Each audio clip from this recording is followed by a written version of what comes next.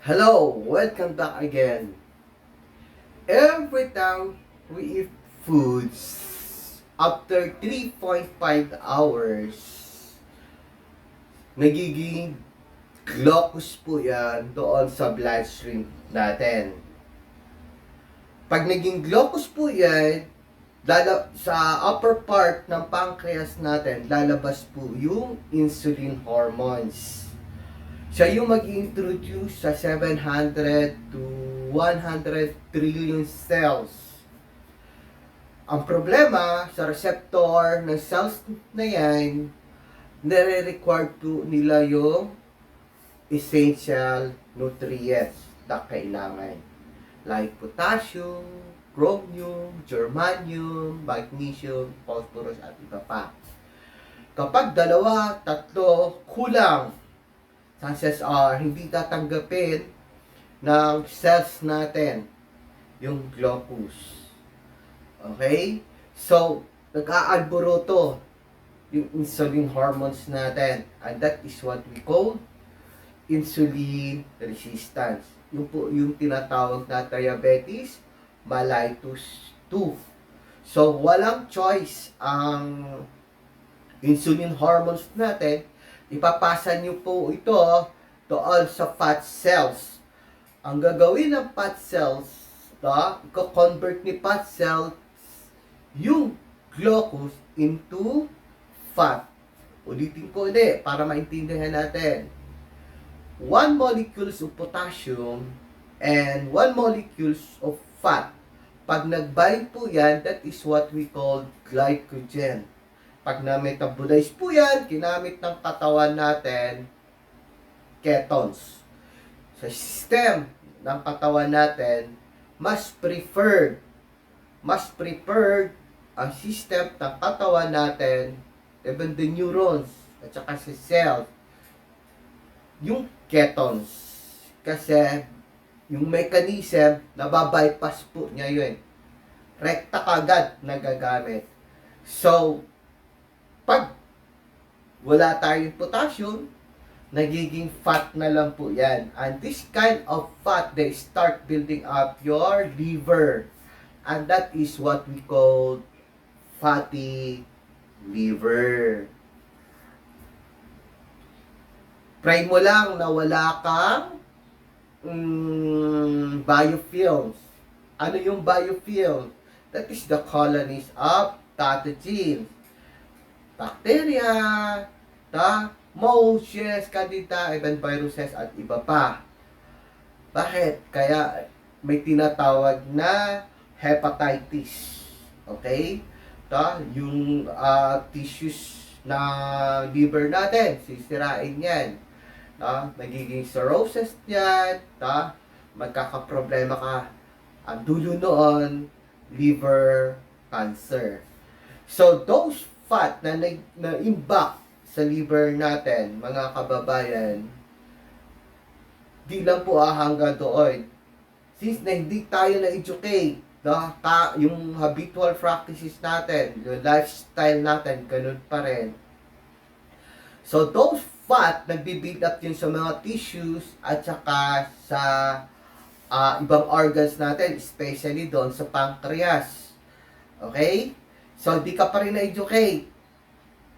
Yung spillover noon, that is what we call ectopic fat.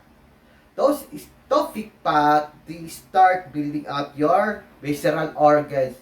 Kaya no wonder, kapag may nakikita kayo na malalaki na yung visceral adiposity ng isang tao, lumulubo na yung katawan, because this kind of fat or ectopic fat, they can hold 4 to 6 liters of water. At saka, when every time you eat food, those carbohydrates naman, yung 1 milligram ng carbohydrates mo doon, equivalent na po ng 3 milligrams na tubig. Reason lumulubog din yung mga mukha natin, the other part ng katawan natin. Especially yung mga overweight at saka mga obese people. Okay? So, kapag hindi po na-address yan, yung index natin, mga kababayan, hindi po nagno-normal yan. Why? Those waste product, pag na-absorb ng bloodstream yan, and that is what we call blood toxicity. Threat na po yun para magkakaproblema po tayo sa puso. Okay? So, paano ba natin alisin yan? Yan po ang tatalakayin natin sa susunod na video nito. Thank you so much.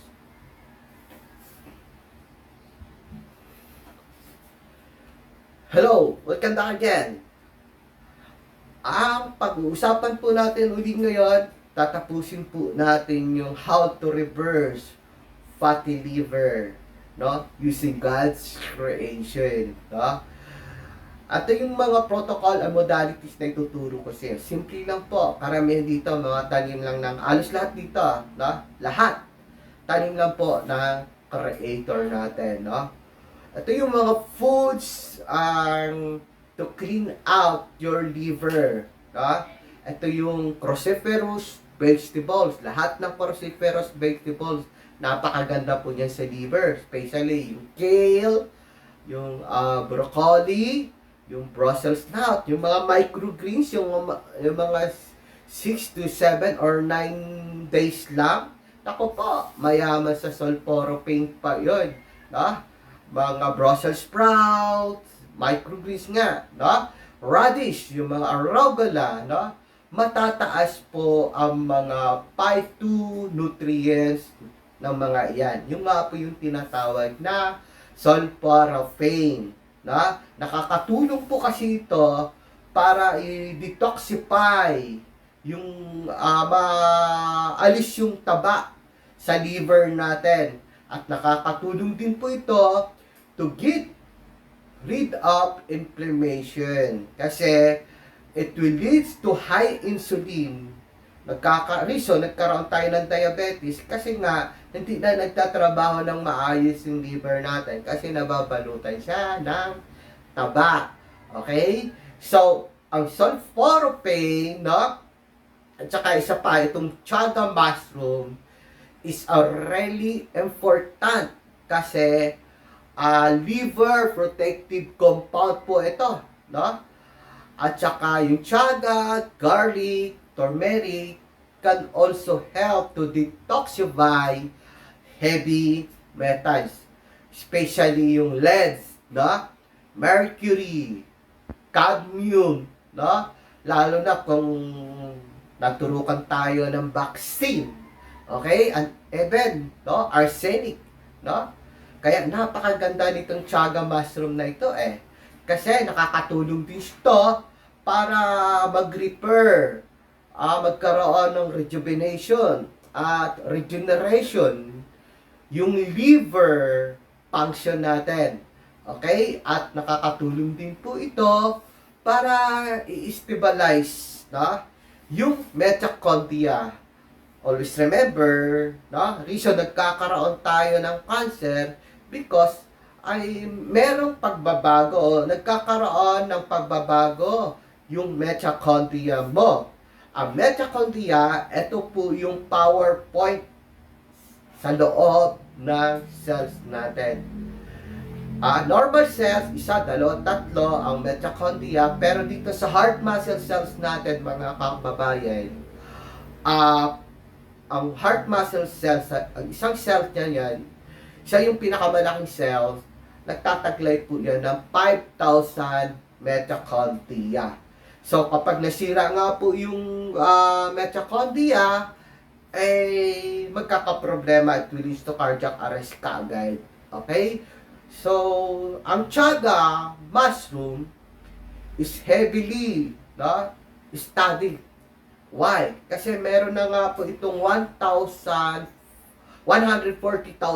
clinical studies, no? Nakakatulong to, may abilidad po kasi to, no, to decrease fatty liver, no, or fat on your liver. So, if you follow this protocol, no, and modalities and physical manipulation na ituturo namin sa inyo, like, no, upon arising, kailangan magkalamansi diets tayo.